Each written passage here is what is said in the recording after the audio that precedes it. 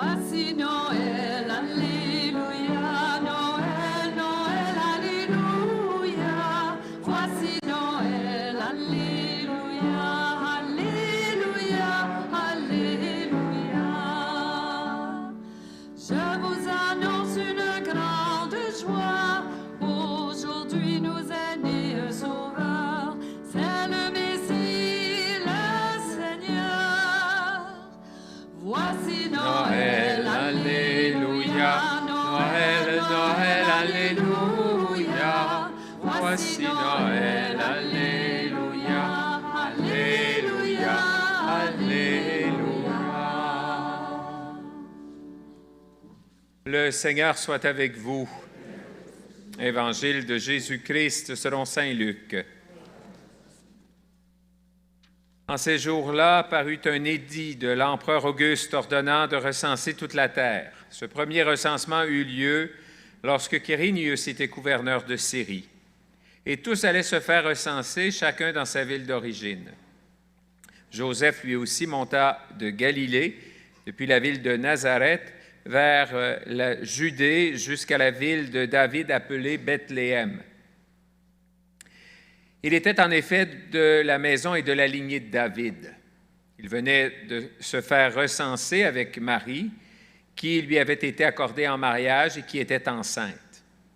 Or, pendant qu'ils étaient là, le temps où elle devait enfanter fut accompli. Elle mit au monde son fils premier-né, elle l'emmaillota et le coucha dans une mangeoire, car il n'y avait pas de place pour eux dans la salle commune. Dans la même région, il y avait des bergers qui vivaient dehors et passaient la nuit dans les champs pour garder leurs troupeaux. L'ange du Seigneur se présenta devant eux, et la gloire du Seigneur les enveloppa de sa lumière. Ils furent saisis d'une grande crainte. Alors l'ange leur dit, « Ne craignez pas, car voici que je vous annonce une bonne nouvelle, qui sera une grande joie pour tout le peuple. Aujourd'hui, dans la ville de David, vous est né un Sauveur, qui est le Christ, le Seigneur. Et voici le signe qui vous est donné. Vous trouverez un nouveau-né, emmailloté et couché dans une mangeoire. » Et soudain, il y eut avec l'ange une troupe céleste innombrable qui louait Dieu en disant, « Gloire à Dieu au plus haut des cieux et paix sur la terre aux hommes qui l'aiment. » Acclamons la parole de Dieu. Voici Noël, alléluia, Noël, Noël, alléluia. Voici Noël, alléluia, alléluia, alléluia.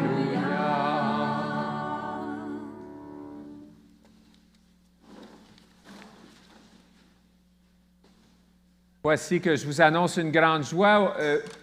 Pour vous, un Sauveur vous est né. C'est pour nous que le Seigneur nous est donné. C'est la bonne nouvelle de Noël.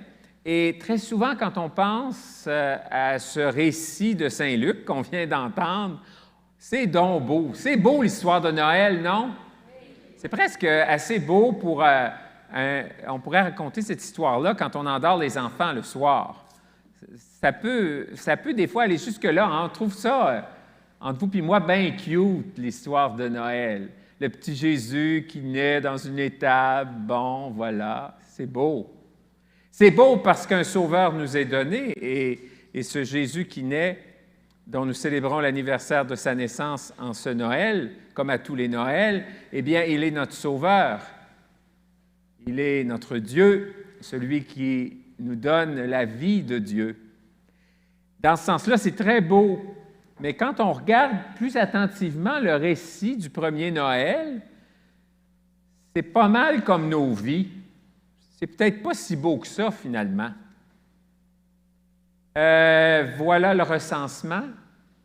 Marie est enceinte. Ils vivent en Galilée, à Nazareth, et puis ils doivent aller se faire recenser à Bethléem parce que Joseph a ses origines dans ce petit bourg, ce petit village. Alors, ils partent et ils se rendent là. Et là, bien, ils arrivent, puis ça y est, c'est le temps d'accoucher. Ça a l'air, hein, des fois les femmes ils disent c'est jamais le bon temps. Mais en tout cas, ça finit par être le bon temps parce que c'est ce temps-là. Et là, il n'y a pas de place. C'est comme, tu n'as pas tes billets pour venir à la messe de 18 h, va-t'en chez vous. Bon, voilà. C'est un peu ça, non? C'est comme un peu ce Noël. Tu n'as pas tes billets, tu restes chez vous. Tu as tes billets, tu restes chez vous pareil, peut-être, je ne sais pas. Mais en tout cas, chose certaine, c'est qu'il n'y a pas de place pour eux. Alors ça, c'est intéressant quand même, parce que le Christ, quand il a choisi de prendre notre humanité, il ne s'est pas organisé une petite vie toute belle. Il est né, on pourrait le dire, dans la misère. Le Christ, notre Sauveur, est né dans la misère. Il est né parmi les pauvres. Qu'est-ce que Jésus vient nous dire? La vie, avec tout ce que ça comporte de beau et de bon, mais aussi d'épreuves et de difficultés et de contrariétés, on l'a vécu dans la dernière année.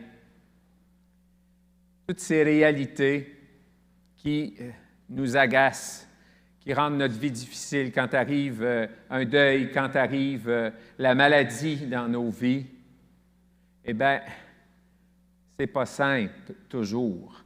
Et c'est beau que dans sa naissance, le Fils de Dieu nous dit combien il a voulu prendre notre humanité en tout excepté le péché, évidemment, parce que le péché est complètement étrange à Dieu, hein, mais tout le reste, là, de s'inquiéter, de souffrir, d'avoir froid, d'avoir faim, de ne pas trop savoir qu'est-ce qui arrivera dans une heure, demain, la semaine prochaine. Le Christ, en prenant notre humanité, a voulu se faire proche de nous jusque dans nos misères humaines.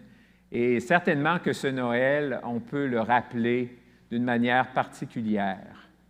Et ce n'est pas fini pour Marie, pour Joseph et pour Jésus, parce que, évidemment, la persécution d'Hérode viendra, puis ils devront s'en aller en Égypte. Combien de réfugiés dans notre monde doivent fuir leur pays comme Jésus, Marie et Joseph l'ont fait. On a accueilli des réfugiés qui sont maintenant des gens qui vivent avec nous, qui sont chez nous, qui sont des nôtres. Eh bien, ça, notre Sauveur l'a vécu avec sa famille. Oui, sœurs et frères, le mystère de Noël, c'est beau parce que c'est le Dieu avec nous, le Dieu près de nous. Mais il est bon de prendre conscience qu'en prenant notre humanité, Jésus a choisi vraiment de la partager, notre vie, et de se faire proche de nous dans les joies, les peines, dans les défis, comme dans les réussites de nos vies d'êtres humains. Et il est venu pour nous, pour moi, pour toi, pour nous, pour toute personne venant en ce monde. Ça revient, hein? Aujourd'hui, un Sauveur nous est né, c'est le Christ le Seigneur. Oui, un Sauveur nous est donné. Eh bien, il nous est donné pour que nous puissions partager sa vie et lui, il se donne en prenant notre humanité pour partager la nôtre. C'est intéressant qu'on célèbre le mystère de Noël. Le mystère de Noël, c'est Dieu qui se dévoile à nos yeux. Dieu qui nous montre son visage. Nous autres, ça fait des mois qu'on se couvre le visage. C'est une drôle d'affaire, hein? Mais c'est ça le mystère de Noël, non? Riez pas, de toute façon, vous n'avez pas besoin de rire, vous avez vos masques. De toute façon, je ne vous vois pas. Mais je vous imagine, mais avouez que c'est quand même pas mal, hein? Parce que le mystère de Noël, c'est ça. C'est Dieu qui se dévoile à nous dans un petit enfant et qui nous montre finalement son visage. L'amour de Dieu le Père, eh bien, finalement, cet amour, nous pouvons la contempler, hein, nous pouvons vivre avec à cause, justement, du fait que Jésus prend notre nature humaine et vient près de nous. Oui, sœurs et frères, et Dieu vient chez nous dans un petit enfant. C'est beau, le mystère de Noël, et laissons-nous toucher par cela.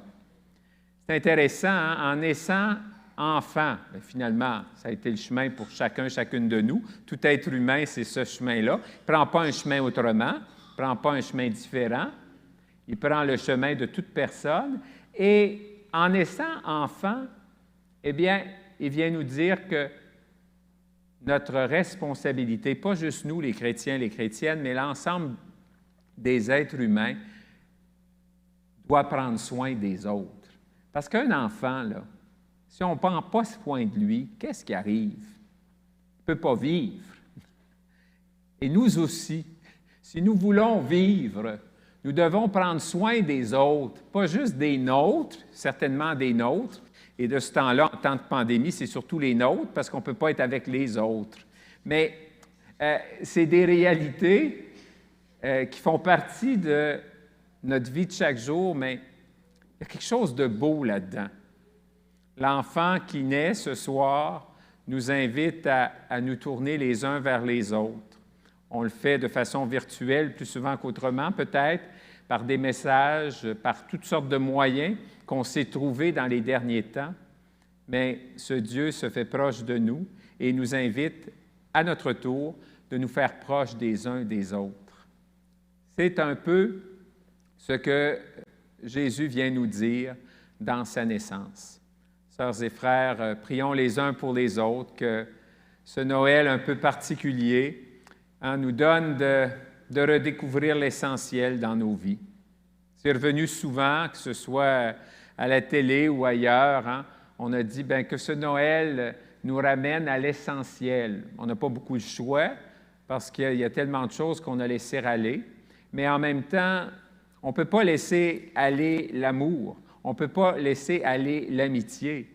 Et c'est ça qui est essentiel dans nos vies, finalement. Et c'est ce que nous rappelle chaque Noël. Oui, on chante « Noël, c'est l'amour ». Eh bien, que l'on puisse accueillir l'amour de Dieu dans nos vies, toujours plus, toujours davantage, pour en vivre pleinement dans notre quotidien, dans notre vie de chaque jour, en nous rappelant constamment que chaque fois qu'on aime, chaque fois qu'on pardonne, chaque fois qu'on rend service à quelqu'un qui a besoin d'aide, chaque fois qu'on a une bonne parole pour quelqu'un, on fait quelque chose de beau, on fait quelque chose de bon. Et finalement, d'une certaine manière, on célèbre Noël à chaque fois que nous posons ces gestes, que nous avons ces paroles pour nos frères et nos sœurs. Oui, Jésus, par sa naissance à Bethléem, la maison du pain, vient nous dire qu'il veut être pour nous comme un bon pain que l'on mange chaque jour pour soutenir notre vie. Si on a besoin de manger chaque jour, on espère qu'on ne vit pas pour manger, on mange plutôt pour vivre, mais des fois ici, ça peut arriver là, qu'on vit pour manger, mais l'être humain, normalement, mange pour vivre. Eh bien, c'est intéressant que dans sa naissance, dans une mangeoire, Jésus nous est présenté ce soir. Il s'offre à nous dans le pain de vie pour que nous puissions justement, quand nous venons à l'Église, recevoir son corps pour, dans notre vie de chaque jour, vivre pleinement à sa suite comme des disciples authentiques. Oui, que la fête de Noël aujourd'hui nous apporte la joie de ce Dieu qui se fait proche et que nous puissions nous aussi nous mettre constamment au service de nos frères et sœurs en étant proches des uns des autres. C'est bien un des grands messages de cette nuit de Noël. Puissions-nous l'accueillir. Amen.